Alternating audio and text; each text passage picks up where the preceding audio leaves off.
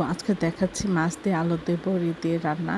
আমরা প্রথমে আদা চামচ হলুদ গুঁড়ো, আদা চামচ মরিচের গুঁড়ো, আদা চামচ লবণ দিয়ে আমরা মাছটা মাখিয়ে তেলের মধ্যে দিয়ে এপাশ ওপাশ ভেজে নেব। তারপরে পর্যাপ্ত তেল দিয়ে বড়িগুলো এভাবে আমরা ভেজে নিব।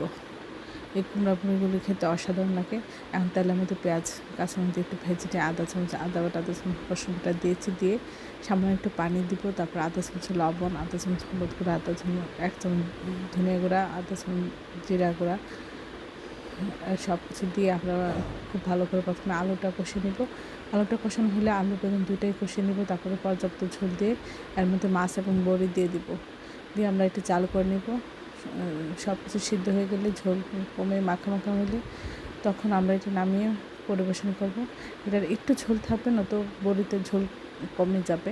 এটা খেতে অসাধারণ লাগে। যারা বড়ি পছন্দ করেন তাদের কাছে এটা খুব প্রিয় খাবার। সবাই আমার চ্যানেলটি লাইক এবং শেয়ার দেবেন, সাবস্ক্রাইব করবেন, প্রিয়জনকে বেশি বেশি করে শেয়ার দেবেন। আমার চ্যানেলে সব রকম রান্নার রেসিপি রয়েছে, আশা করি দেখবেন। এই রেসিপিটা অসাধারণ লাগে।